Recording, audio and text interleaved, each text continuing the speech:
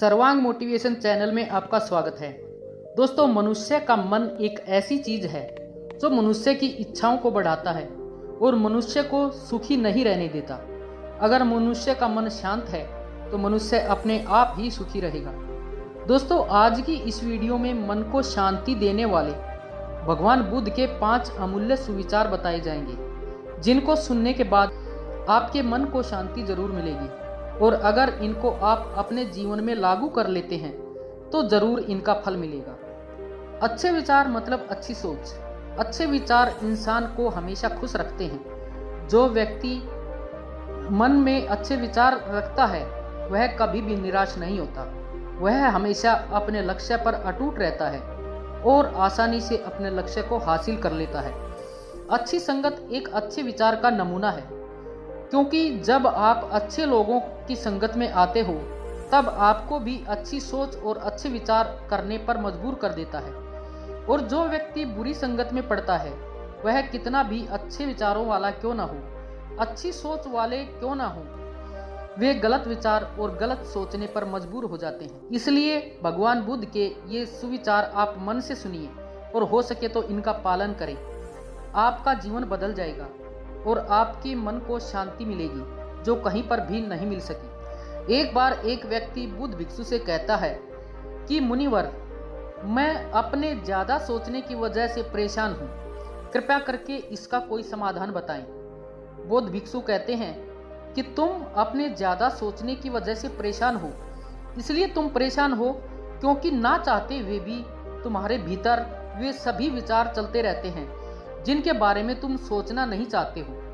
यदि किसी व्यक्ति के अंदर अच्छे विचार चलते हैं तो वह कभी भी नहीं कहेगा कि मैं अधिक सोचने से परेशान हूँ, तब वह कहेगा कि मैं चिंतन कर रहा हूँ। चिंता और चिंतन में यही फर्क है। चिंता के समय व्यक्ति के मन में बस एक ही विचार बार बार चलता रहता है जिसके बारे में वह सोचना नहीं चाहता, लेकिन चिंतन के समय व्यक्ति के अंदर एक अच्छे और सकारात्मक विचारों की एक लयबद्ध प्रक्रिया बन जाती है जो उसे आनंद से भर देती है।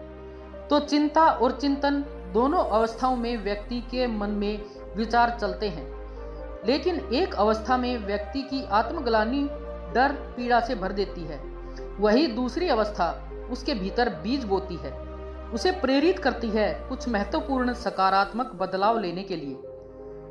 तुम्हारी समस्या मन में बहुत सारे विचारों का चलना नहीं, बल्कि कुछ बात और अनचाहे विचारों का बार बार चलना है। उस व्यक्ति ने कहा, लेकिन मुनिवर, ये कैसे पहचाना जाए कि कौन से विचार अच्छे हैं और कौन से विचार बुरे हैं? तब बुद्ध भिक्षु कहते हैं कि बुरे विचार वे हैं जो तुम्हें सुख और प्रलोभन देते हैं, लेकिन उसका परिणाम हमेशा दुखदायी होता है। और अच्छे विचार वे हैं जो हमारे भीतर बदलाव लाए, हमें प्रेरित करें अपनी परिस्थितियों को बदलने के लिए। हालांकि शुरुआत में अच्छे विचारों पर अमल करना मुश्किल होता है, लेकिन बाद में उनका परिणाम काफी सुखदायी होता है। उदाहरण के लिए, यदि हमारे मन में विचार आता है कि क्यों ना मैं चोरी कर लूं, तो हमको बहुत सारा धन मिल जाएगा, तो शुरुआत में तो ये विचार हमें अच्छा लगेगा और सुख की अनुभूति करा सकता है, लेकिन बाद में ये क्या परिणाम देगा इसकी हम कल्पना भी नहीं कर सकते। दूसरा विचार हो सकता है कि मैं स्वयं को स्वस्थ और अच्छा रखने के लिए व्यायाम और प्राणायाम करके उसे अपने जीवन का हिस्सा बना लूं। अब इन विचारों को वास्तविक बनाने के लिए तुम्हें कर्म तो करना होगा, क्योंकि बिना कर्म किए अच्छे से अच्छे विचार भी किसी काम के नहीं होते। समझने वाली बात यह है कि लगातार कर्म करने से होने वाली आत्मग्लानि, पीड़ा, दुख से हमें जरूर बचा सकते हैं। बौद्ध भिक्षु आगे कहते हैं, आज मैं तुम्हें भगवान गौतम बुद्ध के जीवन से और उनकी शिक्षा से 5 ऐसी बातें बताने जा रहा हूं जिसका पालन करने से तुम अपने विचारों को शुद्ध रख सकते हो और अपने मन को निर्मल और शांत रख सकते हो।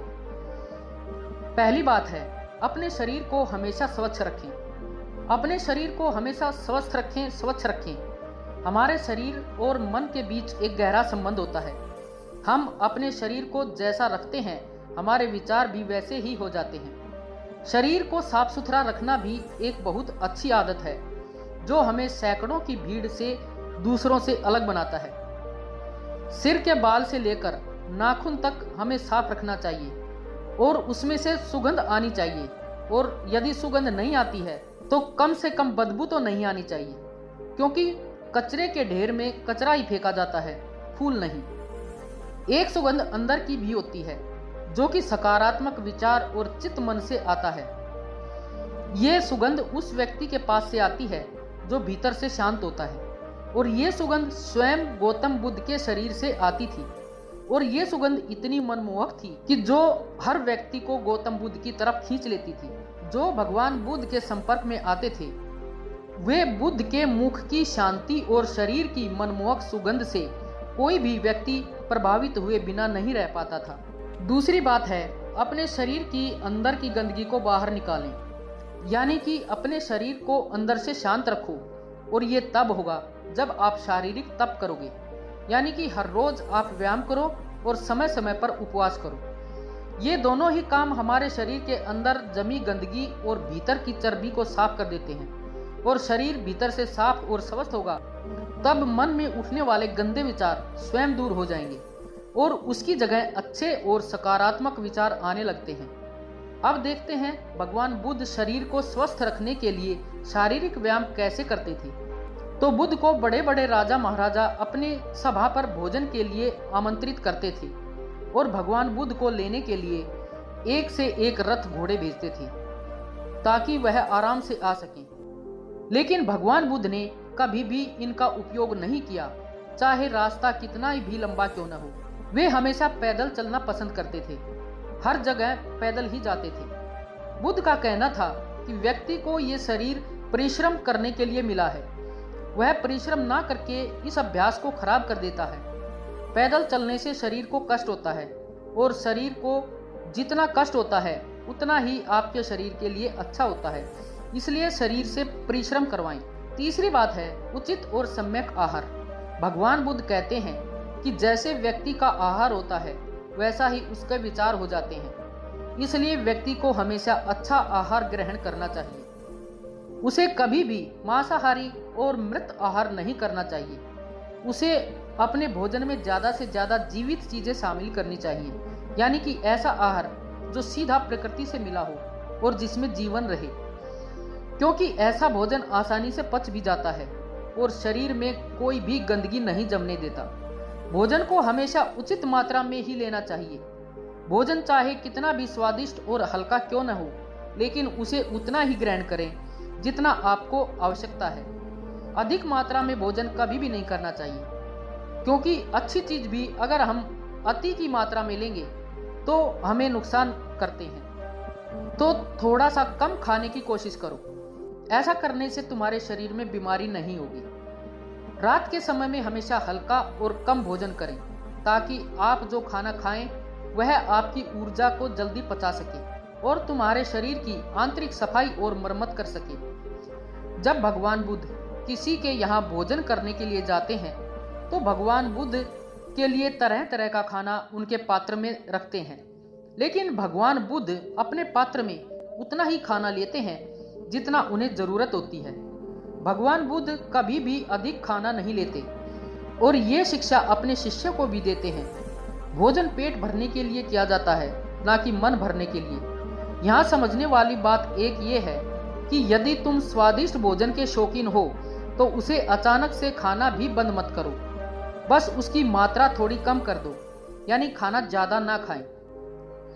चौथी बात है अपनी संगति का ध्यान रखो। संगति का अर्थ उन लोगों या उन दोस्तों को पता नहीं है जिसके साथ आप रहते हैं और समय बिताते हैं, बल्कि इसका अर्थ हर उस चीज से है जिसको आप अपनी इंद्रियों के साथ ग्रहण करते हैं। जैसे कि हम किन लोगों के साथ रहते हैं, क्या देखते हैं, क्या सुनते हैं, किससे बातें करते हैं इत्यादि। जब भगवान बुद्ध ने ये निश्चय कर लिया कि उन्हें भीतर की यात्रा पर निकलना है, तो उन्होंने उस हर चीज को छोड़ दिया जो उन्हें लगा कि उनकी यात्रा में बाधा बनकर आ रही है। इससे हमें यह सीखने को मिलता है कि हमें अपने लक्ष्य को प्राप्त करने के लिए अपनी आरामदायक अवस्था से बाहर निकलना पड़ेगा और उन लोगों और चीजों को भी छोड़ना पड़ेगा जो आपके लिए छोड़ना मुश्किल होता है।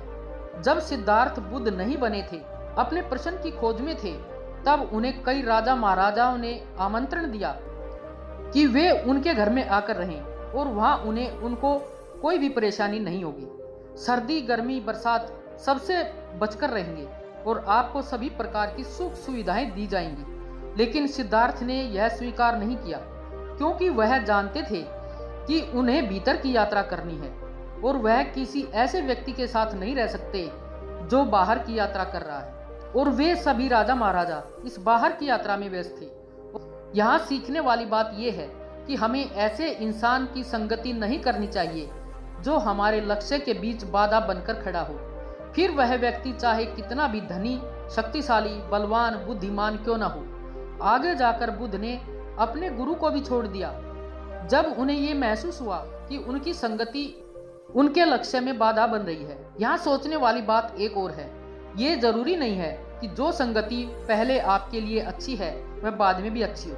समय और लक्ष्य के अनुसार अपनी संगति को बदलना भी चाहिए। अपने प्रश्न के उत्तर की खोज के दौरान सिद्धार्थ ज्यादातर उन लोगों के साथ अपना समय बिताते थे जो उनकी यात्रा में सहायक हो। पांचवी बात है, अच्छा सुने और अच्छा देखें। तुमने जो भी सीखा उसे अभ्यास में लाओ। तुमने ध्यान साधना के बारे में सुन लिया, लेकिन यदि उसे अपने जीवन में उतारा नहीं तो उसे सुनने का कोई लाभ नहीं होगा। अच्छा सुनने और अच्छा देखने के कारण भी लोगों के जीवन में बदलाव नहीं आ पाता, क्योंकि वे व्यक्ति अच्छा देखते और सुनते तो हैं, लेकिन उन चीजों को अपने जीवन में रूपांतरित नहीं करते और बस सीखते रहते हैं। इसलिए जो भी आपने संगति में सीखा है उसे जीवन में उतारो। भगवान बुद्ध की एक खासियत ये थी कि जो भी उनके गुरु ने उन्हें सिखाया वह तुरंत उस पर काम करने लगते थे, उसे कल के भरोसे पर नहीं छोड़ते थे। इससे उन्हें उसी समय पता चल जाता था कि कौन सी चीज काम की है और कौन सी नहीं। दोस्तों, वीडियो कैसी लगी कृपया कमेंट में जरूर बताएं, और अगर वीडियो अच्छी लगी हो तो वीडियो को लाइक व शेयर अवश्य करें। और ऐसी ही मोटिवेशनल, प्रेरणादायक व जीवन की सीख देने वाली वीडियो देखने के लिए चैनल को सब्सक्राइब अवश्य कर लें। धन्यवाद।